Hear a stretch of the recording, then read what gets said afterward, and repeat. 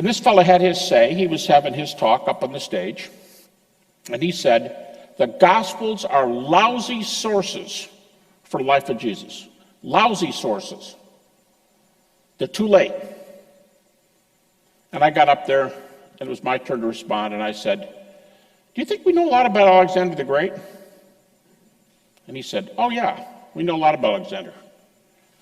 I said, really? Yeah, we know a lot about Alexander. So when are the first biographies of Alexander written? He said, I don't know. So I'll tell you when the first biographies of Alexander the Great were written. This is ground zero for Alexander the Great. He dies about 330 BC. And the first major source, I'm not talking about an inscription here and a one-liner here.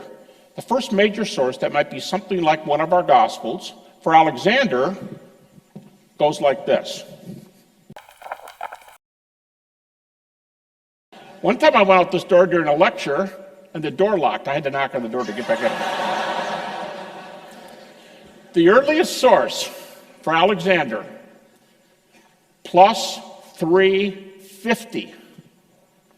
John's way too late at 65. Plus 350. And so I said that. I said the best sources for Alexander are Arian and Plutarch, plus 4 1/4 to plus 450. And the guy said, yeah, but the Gospels record miracles. I said, oh, does that do them in for you? He said, yes, it does. I said, well, then once again, I wonder if you've read Greco-Roman history. Because almost no Greco-Roman historian, Thucydides is one of the only exceptions, almost no Greco-Roman historian writes, not even Herodotus, writes without recording the supernatural, miracles, prophecies, all kinds of things. And of course, we can know a lot about Alexander, right? Here's how Plutarch's Alexander begins. It's commonly believed that Alexander was the son of Jupiter and his mother was a virgin. Well, but Alexander's a great source. Did Jesus rise from the dead and thus authenticate his claim to being the Son of God? Or is this the stuff of legend and mythology? For Christians, everything hinges on the resurrection. Dr. Gary Habermas, who's considered one of the world's leading authorities on the resurrection, he chairs the Philosophy and Theology Department at Liberty University, has written several books on the resurrection, his most recent being The Case for the Resurrection of Jesus. Well, Tim, let me start with you. In your book, you suggest that the resurrection of Jesus isn't original at all, but it's merely a story that was recycled from earlier mythology and mystery religions. You specifically in your book mention the stories of Osiris, Adonis, and Attis.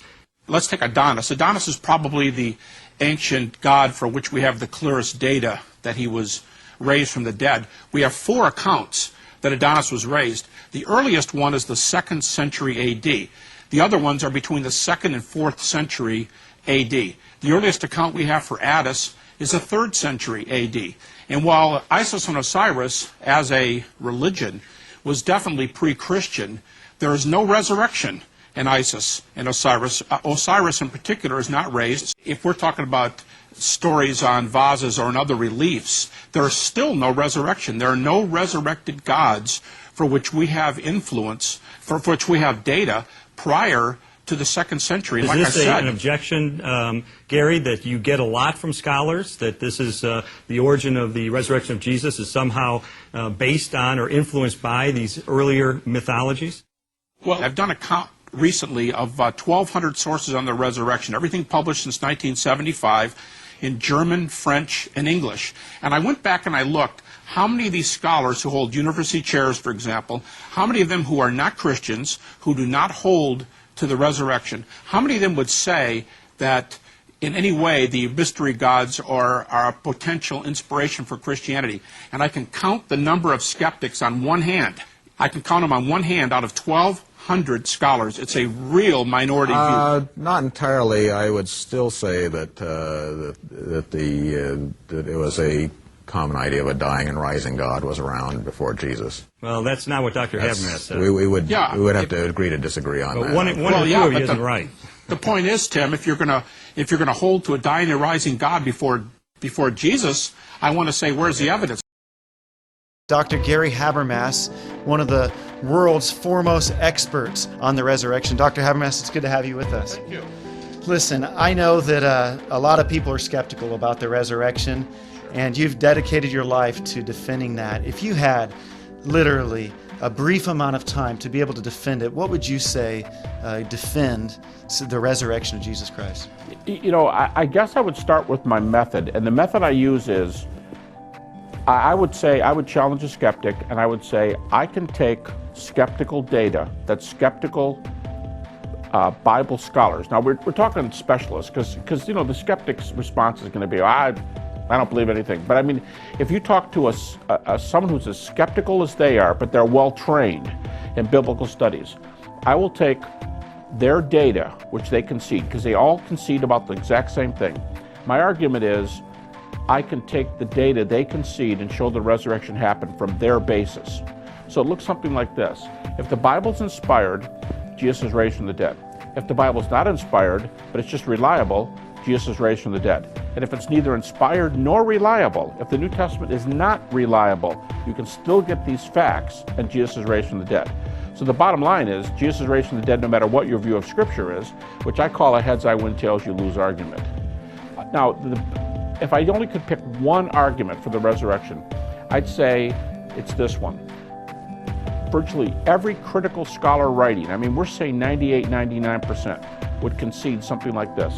The earliest followers of Jesus had experiences which they believed were appearances of the risen Jesus. They'll concede that. And here's my point. If they had real experiences, and if you cannot disprove it with the naturalistic theory, which I will gamble they won't be able to do, but if you have real experiences and you can't explain them away, then what you have is, the best explanation for that is that Jesus really appeared to them. And that would be the one evidence, if I could only use one, I would take with it. So I would use their method, their data, to show this one argument. And if they can't get away with it with the naturalistic evidence that are of hypothesis, then what you have is the actual resurrection appearances. Thank you very much. I would say, if we're going to study ancient history, we need to abide by the rules of history, i.e., wherever possible, we need to look for eyewitness data, we need to look to closeness to the facts, we have to look to some of what's called criteria. Why would we accept this fact over this fact? How do we adjudicate between issues? I think we believe we can do ancient history because, like I said, we don't step in and say there's no Julius Caesar, or the mists of time keep us from knowing who Alexander the Great is. And yet the sources for Alexander, to pick that example, or the sources for Tiberius Caesar, are way worse than the sources for Jesus. We not only have New Testament sources, and a lot of people kind of raise their eyebrows, but skeptics, not skeptics who say anything, but skeptics who are trained scholars, they will go to the New Testament as quickly as believers will. Now, where they go may be different, but they will go to the New Testament just as quickly as Christians would, and they would never stop. I'm talking about skeptical scholars. They would never stop and say, you can't use that data.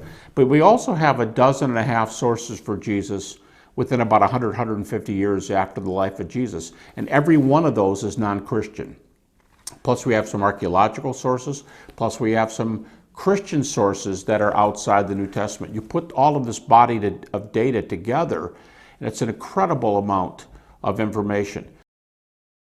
Dr. Habermas, thank you so much for joining us. Thanks, Jake. It's a privilege to have you. Thank you very much. Dr. Habermas, how did you get interested in the topic of resurrection, and why is this topic so unique and important to Christian faith? Well, the first question, I guess I was pretty selfish, but I went through a period of about 10 years of doubt. And I didn't care if I ever wrote anything. I didn't care who was looking over my shoulder. I was doing it for me. And I wanted to ask some questions. How can I know Christianity is true? How do you know there's an afterlife? Or is there? And Christian friends who were concerned about me would say, well, check this evidence out, or check this evidence out, or check this one. And I checked a lot of the things that people say, and I just would think, we're a little short here of the evidence we need, or we're a little short here. And then one day I stumbled on the Christian claim that Jesus was raised from the dead. And I thought, well, wow, if Jesus was raised from the dead, it does make sense that he'd be somebody special because somebody else had to raise him from the dead. And if he's dead, I mean, somebody has to act on him. So it must be somebody who agrees with him. And if it's the God of the universe, wow, I mean, but here's the problem. It all depends on whether the resurrection happened or not. So that started my lifelong search for the resurrection because I thought it was just about the only evidence that could bear the weight of the things that I wanted to know. Yeah.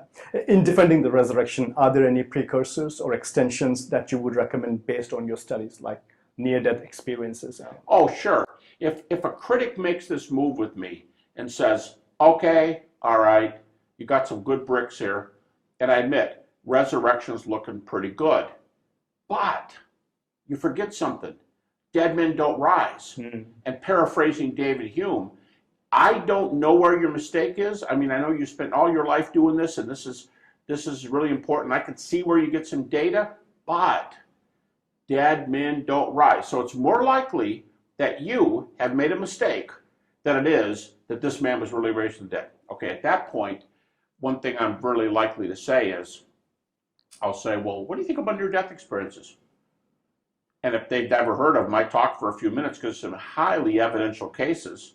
They might go, all right, sounds like there's an afterlife. Oh, really? Okay. Or I could say, you believe in the afterlife? Yeah, I'm this or that. I'm a Hindu or I'm Jewish, but I believe in the afterlife. Okay, cool. If you believe in the afterlife, now why are you close to resurrection? Because you believe the realm of which I'm going to, if you already believe, I hate to say it, the land of Oz, but if you already believe in Oz, why do you pull back when I tell you I met a lion there? I mean, and a lion talks. You go, well, lions don't talk. In Oz they do, and you believe in Oz. Well, if you already believe in an afterlife, and I'm going to tell you about resurrection, or Narnia, let's say, there's a talking lion in Narnia, better example. I want to talk to you about Jesus, and you go, resurrections don't happen, but you believe in an afterlife. Yeah. So now you have to at least be open. So I think NDEs are an icebreaker to get somebody in, but NDEs aren't the only one. If you admit the existence of God, that's an icebreaker. If you believe that miracles happen today with Craig Keener's 2-volume miracles, if miracles happen today, you should be open. So there's all kinds of things in the world which, if they are true, you should be more open to resurrection.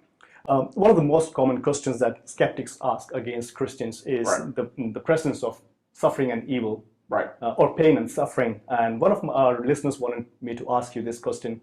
How do we understand pain and suffering in the light of resurrection?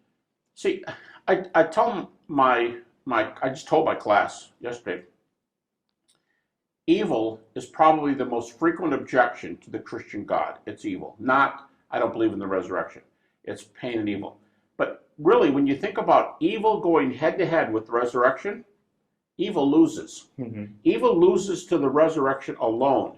Because what the resurrection says is, yes, things are nasty in this world. In fact, let me just say parenthetically, Christianity, there'll be a discussion with some Buddhists, but Christianity may be the only religion in the world that has pain and suffering in its most central belief that we call the gospel of the deity, death, resurrection of Jesus. Jesus died by crucifixion. That's pain and suffering. So Christianity does not deny pain and suffering. It happens. And if the Christian message is true, the Father let it happen to his Son. How can we deny pain and suffering? But the rest of the message is Jesus died on Friday and the situation was put to rights on Sunday. So resurrection trumps evil. Yes, there's still suffering in the world, but that's why theologians call this state the already but not yet. Death, dying, suffering have already been conquered. In fact, what's the greatest evil of all? It's death. Greatest of all. And what's resurrection say? It doesn't have to be the last word. So I'd say when evil goes head to head with resurrection, evil loses.